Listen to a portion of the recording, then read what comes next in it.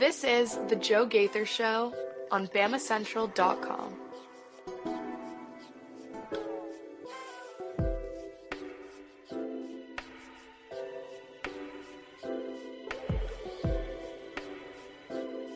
Good afternoon, Tuscaloosa, Internet World, West Alabama. How's everybody doing out there on this wonderful Tuesday in Tuscaloosa? Hope you guys are doing well. I'm sitting here in downtown Northport, just a mile or two away from the Bryant Stadium.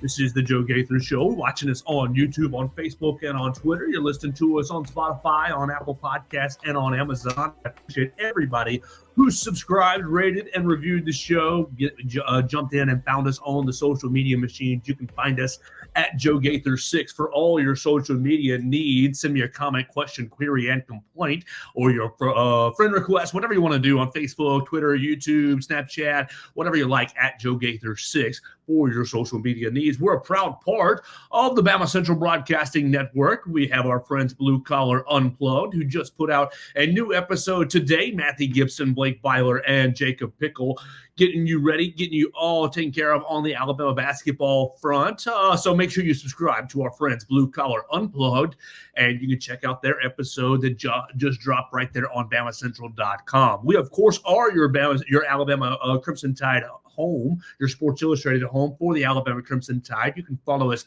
at BamaCentral SI, at Alabama Crimson Tide on Sports Illustrated on Facebook, and at BamaCentral on the X machine if you want to follow us there. All right, so what are we going to do today? It's Tuesday. We're having a lot of fun. We're getting ready for tomorrow's basketball game, Alabama and Georgia. Alabama hitting the road for the first time since its 20-point loss to Tennessee in Knoxville. I want to talk about Tennessee athletics. I want to talk about Mark Sears. I want to talk about Ryan Williams. I want to talk about A-Day, and I want to talk about SEC midweek basketball. So we got a lot to get into. Of course, you can jump in and join us at Joe Gaither 6 if you want to leave a comment, question, query, and complaint. But let's start with Alabama's big old rival, the Tennessee Vols. All right. Right up the road, a year ago, Tennessee fired Jeremy Pruitt. 2 years ago now? They just finished. Josh Heupel just finished his second season. Jeremy Pruitt gets fired. They have a whole NCAA scandal. You're paying money to players, illegal payments, $60,000 in McDonald's bags. Jeremy and his wife giving money to recruits. Okay, Jeremy Pruitt, you are slapped with a big old show cause, a 1-year suspension. Tennessee was given a light punishment, but Tennessee was commended for its transparency. All right, fast forward 1 year later, Pat Forty of Sports Illustrated. Pat Forty, you can read about it at si.com. Sports Illustrated, Pat Forty has uncovered or announced or reported that the NCAA is back in Knoxville. The NCAA is back in Knoxville, and they've been poking around Nico Iamaleava. We're going to have to get to know his name pretty well. The backup quarterback, the now starting quarterback for Tennessee, is seemingly at the center of a new NCAA NIL scandal. And look, it seems, from one perspective, it's always fun to make fun of Tennessee. It's always fun to cheer and rah, Tennessee. They're low down, they dirty, they some snitches. You know, the viral video from way back in the day, WVUA. We know that. Tennessee, we can't stand them. But on the other hand, what in the world is the NCAA doing? You've got two different perspectives here. First, the Alabama perspective. Of course, you want to make fun of Tennessee. You enjoy all of their shortcomings, all of their pitfalls. You enjoyed it last year when they came out to some degree. A lot of people wanted Jeremy Pruitt to be hired here in Tuscaloosa. The findings of last year's investigation circumvented that and basically ensured that Jeremy Pruitt was not going to return to college football anytime soon. But it sounds like Tennessee and their NIL entities, they've got two different NIL entities up in Knoxville, and it sounds like both of them are in trouble. It sounds like 6 different sports are kind of in the crosshairs of Tennessee. Let's see if I can find the Spire Group and Boost Her Club. Both are at the center of kind of what in the world NCAA is looking at Tennessee's Vice Chancellor and Athletic Director Danny White. We have great leadership at Spire and at the Booster Club. We think we are one of the leaders nationally in terms of our NIL efforts, and our fan base, being the best in the country, have been phenomenal at supporting both clubs. Reportedly, around 4,000 people are supporting these are supporting these two NIL clubs, and it sounds like the NCAA is kind of coming after Tennessee now. Look, NIL has been around for 2.5 years, almost 3 years now, and no one knows the rules. No one knows what is real, what is fair, what is on the up and up. Look, this is now the second case that that the NCAA has basically gotten to a point of we're about to give out sanctions. You think back about a month ago, so 3-4 weeks ago, Florida State got in trouble. They had a booster, or they had, an assistant coach drive a prospect, Marius Mims, who ultimately ended up at Georgia, drive a prospect to an NIL meeting. And there can't be any sort of crossover between the coaching staffs and NIL. What a crock of hooey that is, NCAA. So Florida State gets in trouble. Their coach gets a little 3-game suspension, and they have a reduction of scholarships and a reduction of what they can do on the recruiting visits. NCAA is chasing its tail. They don't know what the rules are. There are no rules. Look, I know we want to get all on board with let's slam Tennessee. Let's bury them under the prison. We don't want Tennessee ever to be successful. And a lot of it roots in the Albert Means kind of case from the 2000s. The secret witness that was Philip Fulmer giving up the University of Alabama over Albert Means, and thus Alabama goes into its dark ages. The mics and everything, everything unravels, and we know where we are from there. The rivalry has just continued ever since. Philip Fulmer basically has been a lightning rod, a pillar in this rivalry to, stir up the BS, stir up the who's cheating who, what's real, what's not. There's not a whole lot of information out yet from the current NCAA investigation into Tennessee.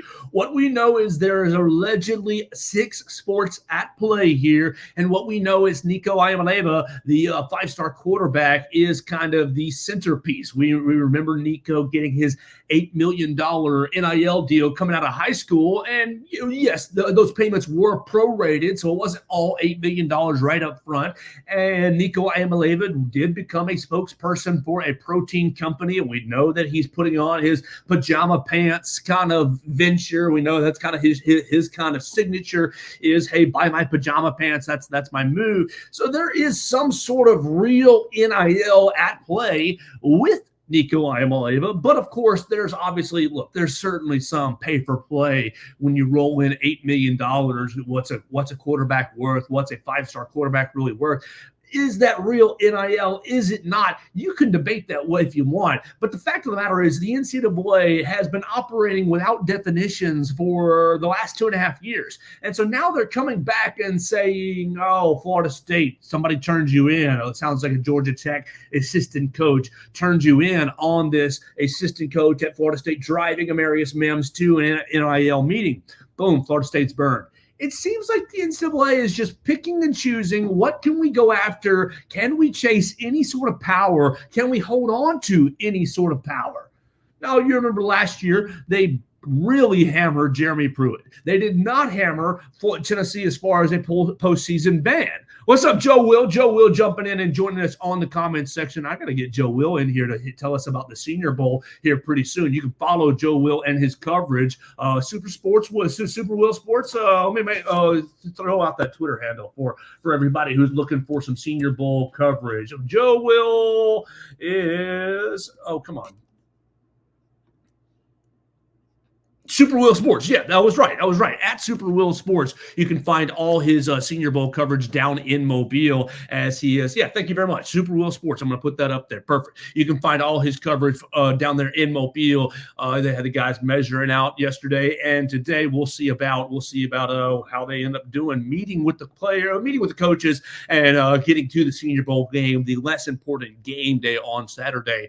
Make sure you're following Super Will Sports for all his coverage down there in Mobile. The draft starts in Mobile. But, with Tennessee, The NCAA is just chasing and choosing what they want to go after, what they want to pick. And look, is it fun from my perspective? Is it fun to cheer on and say, "Oh, haha, Tennessee, you're about to get burned"? Yes, for sure, it is. But it's disingenuous because the NCAA doesn't really have any power anymore. They forego the bowl ban last year for Tennessee, which is fine. None of those role players were involved with the Jeremy Pruitt scandal. We're a couple of years removed from that. And so what? Are you going to give Tennessee a bowl ban now with Nico Iamaleava being at the center of this? And I'm not saying that he did anything wrong because we don't know what they did. We don't know what they did, and we're going to wait on more information to come out. What I do want to say is the response. The response from Tennessee has been very, very, very strong, and I'm frankly impressed with it. Tennessee, after last year, Chancellor Donda Plowman basically has come out and written a response letter to Charlie Baker, the NCAA president. And she writes, the leaders of intercollegiate athletics owe it to student athletes and their families to establish clear rules and to act in their best interests. Instead, 2.5 years of vague, contradictory NCAA memos, emails, and guidance about name, image, and likeness has created extraordinary chaos that student athletes and institutions are struggling to navigate. In short, the NCAA is failing. So Chancellor Donda puts it right out there in the first paragraph of her letter. Now, she writes basically a 3-page letter to respond to the NCAA and to essentially reprimand them for investigating Tennessee, to reprimand them for their lack of transparency in rules, to reprimand them for essentially coming after whoever they want to, picking and choosing what rules they want to go after, what universities they want to go after. Oh, we're not going after these universities because they're big money makers. Up Tennessee, you're an easy target. I think she's right. I think that Chancellor Plowman is right. As much as we want to make fun of Tennessee, as much as it is easy to go after Alabama's rival, look, there are no rules. Who knows what's on the up and up? And basically, you essentially 2 years ago said, "Oh, you athletes can make money off your name, image, and likeness," and then you didn't make rules as far as paid for play. The rules that we know are, coaches, athletic staffs, they can't be involved with the NIL function. They can't be involved with the collection. We know that's a bunch of hooey. We know that whether it was, hey, how much you got for 5-star Jimmy Smith? How much you got for 4-star Tyler Jones? Whoever the case may be. Like, there are conversations happening between the athletic facility, the athletic staff, and the athletic, basically the staff, and the NIL entities. There have to be. The NCAA, in my opinion, is just on its last legs. And here you go. Think about what happened with Michigan this year. It's not NIL related, but the NCAA basically uncovered the sign stealing scandal. And what did it really do for Michigan? What did it really do to Michigan? Nothing. They fired Connor Stallions. They fired an assistant coach, and they still went to the college football playoffs, and they beat Alabama, and they beat Washington, and they're national champions. The college football playoff does not have any sort of real relation with the NCAA. The NCAA could have said, Jim Harbaugh, you're suspended. But college football playoff doesn't care. They're two different entities. So what do we really see over the last handful of years? What does it really gain you to respect the NCAA? Let's think about Will Wade. Will Wade, I'm going to make a strong-ass offer to whatever recruit it was. $180,000 is what they were talking about. He was caught on a wiretap, FBI wiretap, and chooses to not cooperate with LSU, to not cooperate with the NCAA investigation. And what? Does Will Wade end up getting fired anyways? Yes, he does, but it takes a lot longer to fire him, and Will Wade bounces right back on his feet and is coaching NCAA basketball. Basically, he gave a big old middle finger to the NCAA, and yes, it ended up getting him fired, but he basically said, hey, come prove it.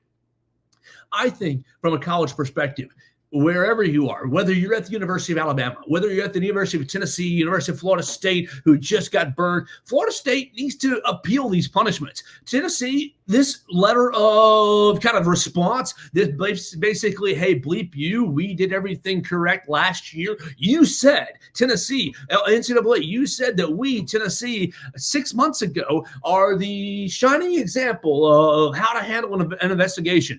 Chancellor Donda basically writes that Tennessee was applauded for its forthcoming, for its forthright nature in the Jeremy Pruitt scandal. All right, Jeremy Pruitt, you cheated. You gave a bunch of money, a bunch of McDonald's money bags to different recruits. Here's everything that we know. Here's all the evidence. Now, was Tennessee motivated to do that in order to save the buyout on Jeremy Pruitt? Certainly.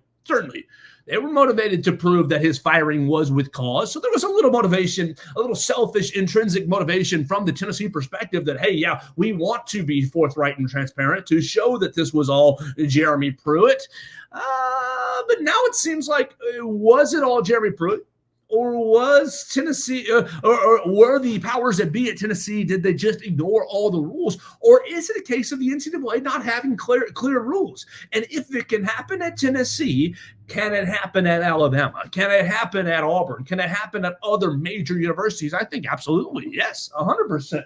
And that's something that Alabama fans and Alabama people, supporters need to be aware of when they're talking about this case that's about to probably hit the fan pretty quickly. It sounds like the NCAA is right on the verge of being ready to announce some punishments for Tennessee. And when this happens, look, from an Alabama perspective, don't sit there and say, well, you should have given them the death penalty. Well, you should have punished them 10 times more or 3 times more, whatever the case may be. You didn't go far enough, because we're going to find out what this is all revolving around. And if it's as simple as what happened at Florida State, where an assistant football coach drove a recruit to an NIL meeting, come on, harmless, right? If it's as simple as that, now it sounds like it's more serious, then look, if they went after Tennessee, if they went after Florida State, they can go after whoever they want to. The NCAA just picks and chooses, and that's my biggest issue with the NCAA is when they pick and choose, who they pick and choose, how they enforce the rules, and what they decide to do. Look, we haven't seen any sort of movement on tampering. You want to shut down this kind of NIL impropriety that's going on in the college athletic landscape. You want to shut it down? Shut down the tampering. Our man, Caden Proctor, basically told you a week or two ago that he was tampered with by Iowa. Was there an NIL deal at play there? We don't know. I don't know. I'm not going to say. But what we do know is what Caden Proctor said. He said, they contacted me during the middle of the SEC season, told me to keep my head up. Look, that is straight up tampering. And so there's all kinds of malfeasance. There's all kinds of nefarious actions in college athletics today, whether it be in the NIL sphere, whether it be in tampering sphere, whether it be in dealing with transfer portal. And so for the NCAA to just pick and choose, look, I know it's a lot of fun to get after Tennessee. And if you want to get after Tennessee in the comments, you're welcome to do that. But I struggle to get behind it, because I think the NCAA is just kind of random at who they try to go after and when they try to go after a program. And yeah, Tennessee's in the crosshairs right now, but when or what will it take for another school, a school that maybe you care about, to be in the crosshairs as well?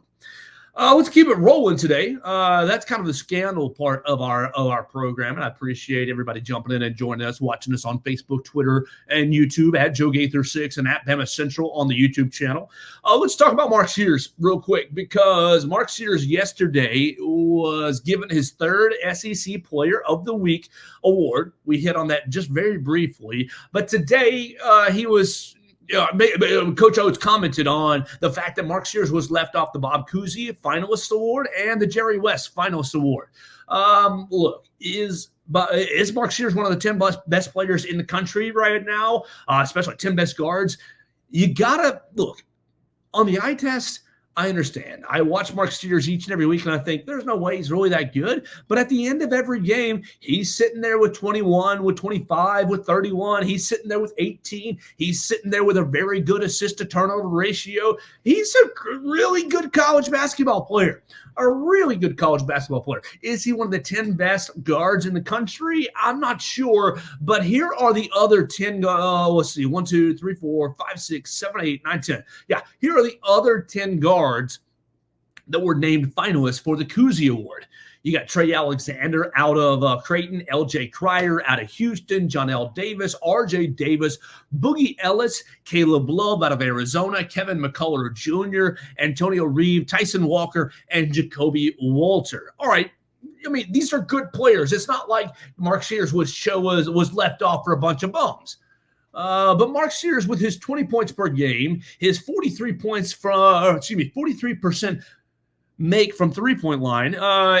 Look, he's making more. His 3-point percentage is second best out of all 11 of these guys. His points per game is second best out of all these guys, right behind R.J. Davis on points per game and right behind John L. Davis on 3-point percentage. He's making 85% from the free throw line. That's good enough for middle of the pack. He's got right at 4 assists per game, which is third, fourth, fifth in the pack. 4 rebounds per game, about fifth in the pack as well. He's right there in the middle of the pack, steals per game.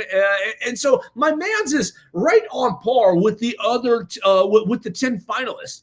He's playing 30 minutes a game. He played, 38 minutes on Wednesday against the Auburn Tigers. And so, look, I know when you put the eye test on, Mark Sears doesn't look like an NBA player. He doesn't look like somebody who's going to, be drafted, be a lottery pick. Could he be an NBA player? Man, that 3-point percentage, will get you a look for sure. It's the height. He's only 6 foot, 6'1". But the way that Mark plays, the way that he manipulates his speed, manipulates himself with the ball in his hands. He's able to still get to the hole, get to the bucket very, very efficiently and very effectively, despite being 6'1", 6'2". Do I think that he is a top 10, a top 5 player, top 10 player in the country? No, probably not. But he's definitely on par with these other guards who have made, have made the Bob Cousy Finalist Award. You've got a couple of months left in the season, and maybe, you never know. Obviously, individual awards are one thing, and these guys are looking for SEC regular season title, SEC tournament title, and a deep run in March. So Mark has been he's been the best player for Alabama by far this year. Been a lot of fun to watch this year. I get a little bit why the disrespect. You see number 24 team in the country. You see the record every time he's played against Purdue, against Creighton, against Arizona. Not really that good as a team, from a team standpoint, taking losses. But you beat Auburn this past week. You're number 1 in the SEC.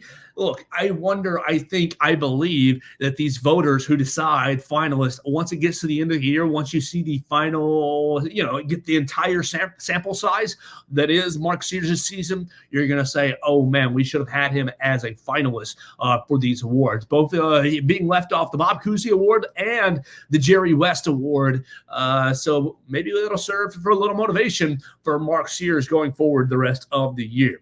2 more topics before we hit the SEC midweek slate, and we want to jump in with the SEC midweek slate. We'll conclude with that. You can let us know who your picks are to win the midweek games for men's basketball if you want to, right there in the comments.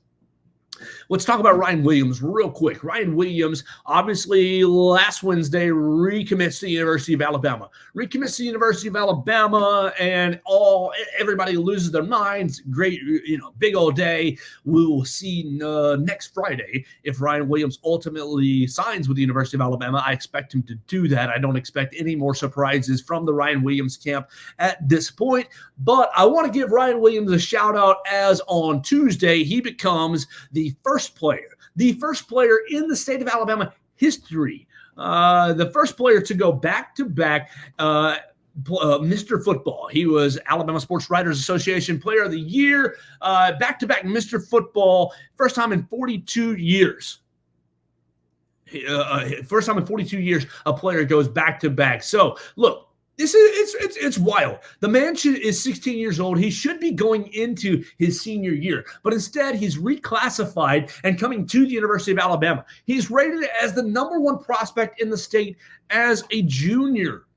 The kid caught 71 passes this past year for Saraland, 1,320 yards, 19 touchdowns. He ran for another 270 yards. He threw a touchdown pass, and he returned a punt and a kickoff for touchdowns as well this year for the Saraland Spartans. Now, unfortunately, Saraland came up a little short in the 6A state championship, losing to Clay Chalkfield. Ryan Williams won 6A the year prior, so he's got a state championship. He's got 2 Mr. Footballs. He's got the Gatorade Player of the Year. This man, look, if you weren't convinced that the hype was worth it, surely, I mean, what's it going to take? The hype is worth it around Ryan Williams. I know a lot of people were a little sick of the social media drama, and yes, he is a little bit of a troll. He is a little bit of I'm going to enjoy poking other fan bases.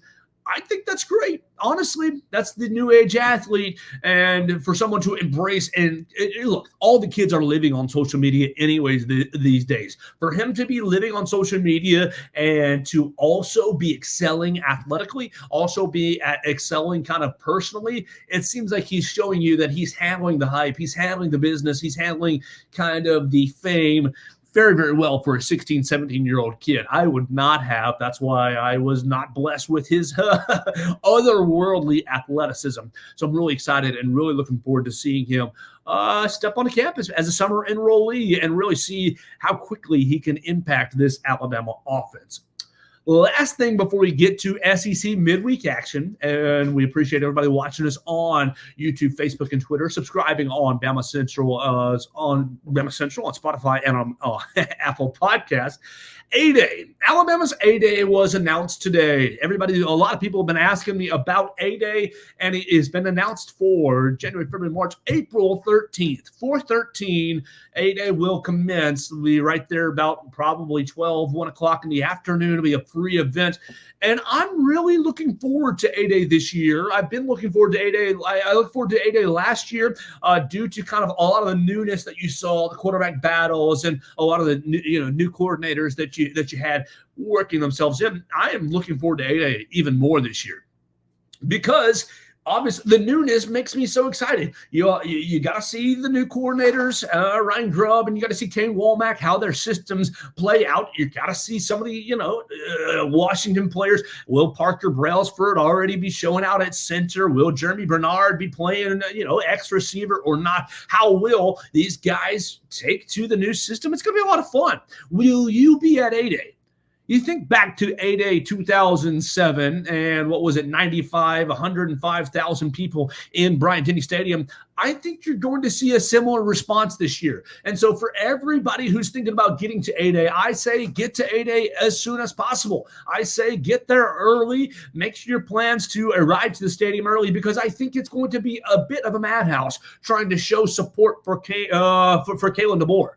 Look, you saw a big groundswell of support for Yay Alabama. 1,000 new members jumped into Yay Alabama in the first 7 days of Kalen DeBoer. And Coach DeBoer has basically taken momentum. Look, we all know it stinks to lose.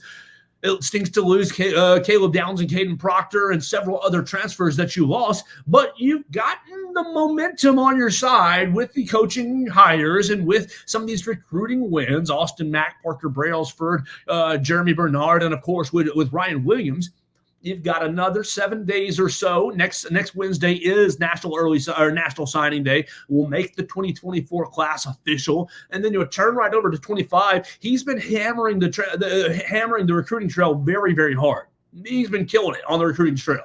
I don't know if he's spent a single night in Tuscaloosa since he was introduced that Saturday.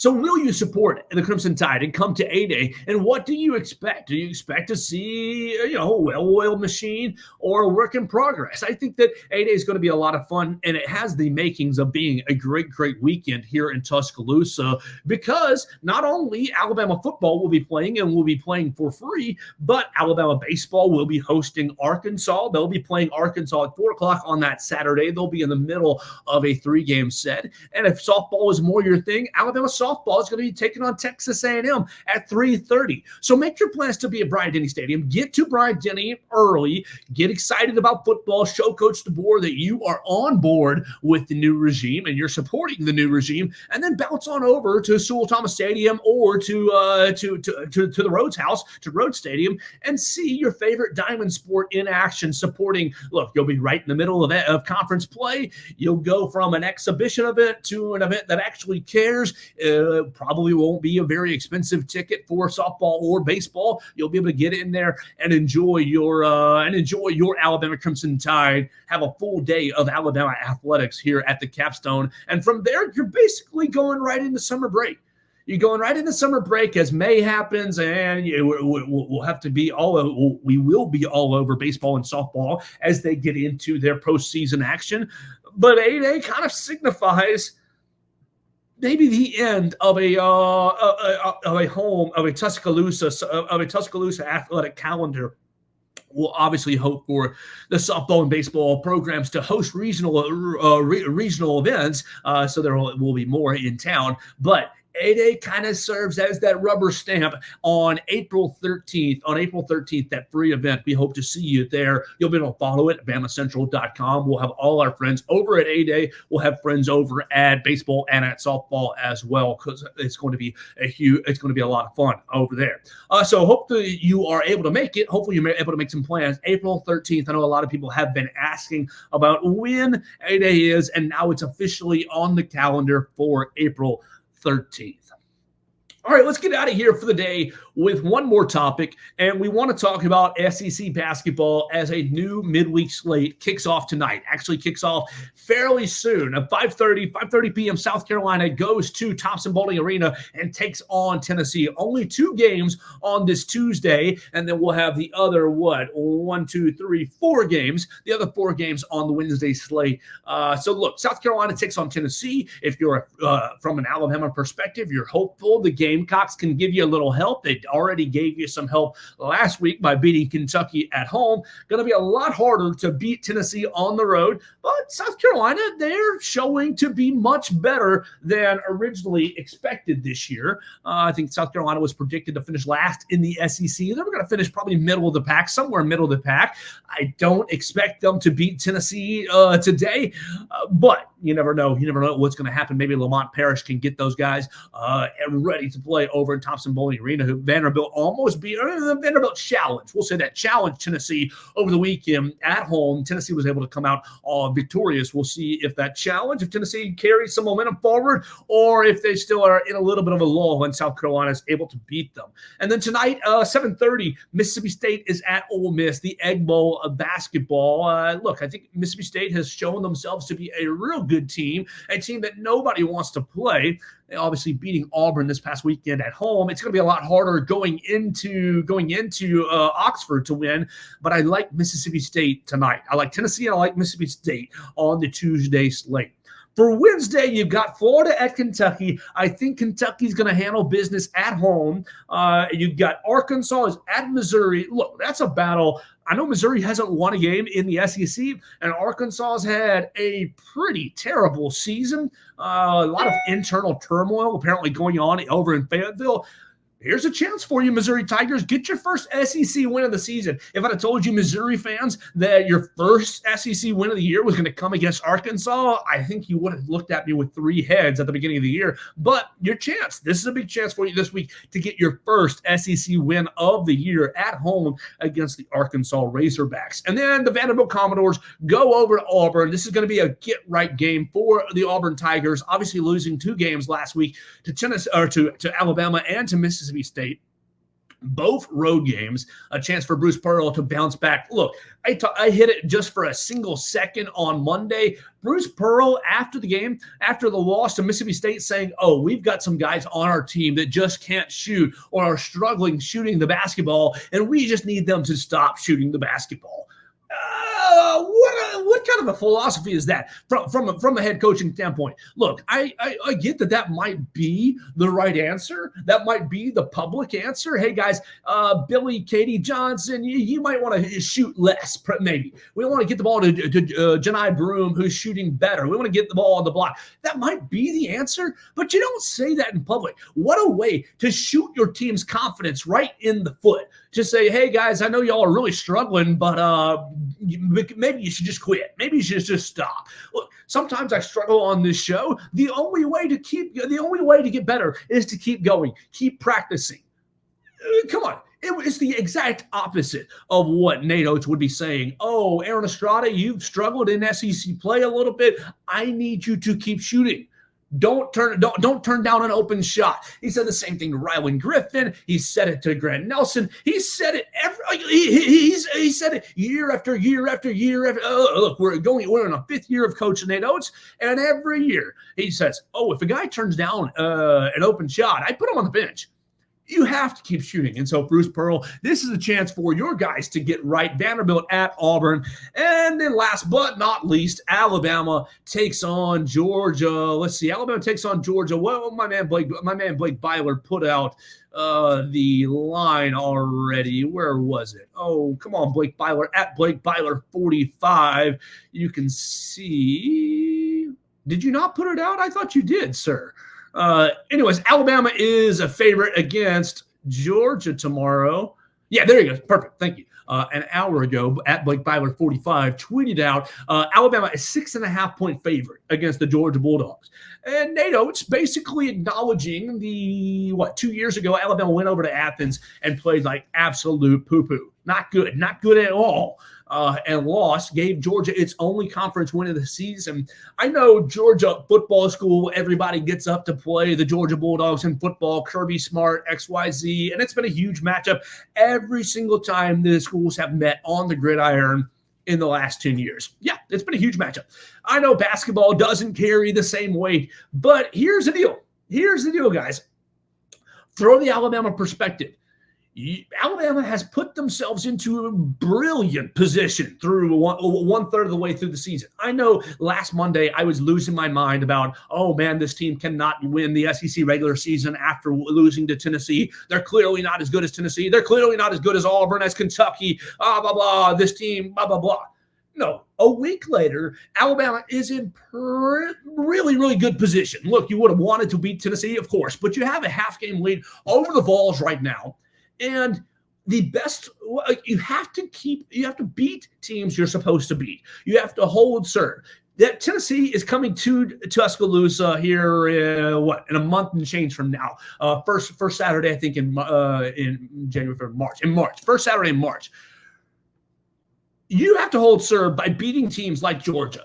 Georgia, better team than they have been. A second-year coach. They're playing better. But on paper, Alabama is a much better team. Well, where are the daggum Georgia Bulldogs in KenPom? I know we sometimes get upset about KenPom not being a true ranking. Georgia is number 71 in KenPom. And your Alabama Crimson Tide are 8 in Crimson. So this is a team that you should not be messing around with. You shouldn't be messing around with on Wednesday. It's at 5:30. So look, you guys are going to have to turn it on at work. I know, obviously, it's not a home game, so I'm not going to berate you for not getting to Coleman Coliseum because it's over in Stegman Coliseum. It's in the Eastern Time Zone. You're going to have to turn it on at the end of your workday. Flip it on and maybe have a little later dinner, enjoying hopefully an Alabama Crimson Tide win.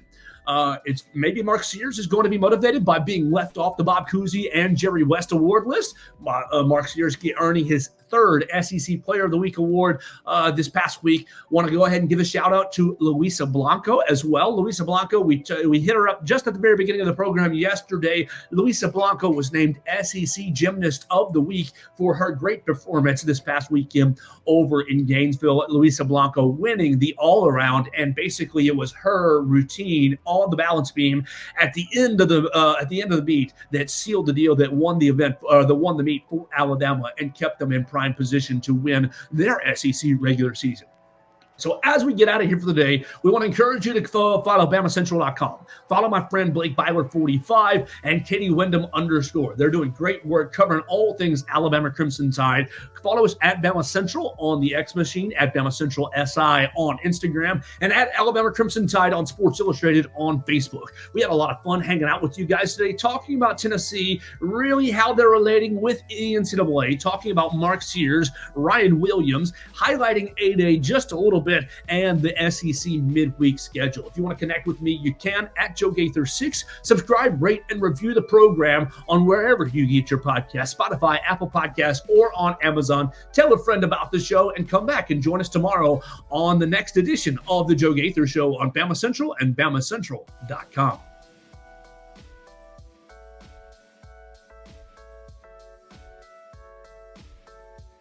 Thanks for joining us on today's edition of the Joe Gaither Show on Bama Central. Keep up with Joe on all his social media pages at Joe Gaither 6. Subscribe, rate, and review the show on Spotify and Apple Podcasts, and be sure to read us daily at BamaCentral.com.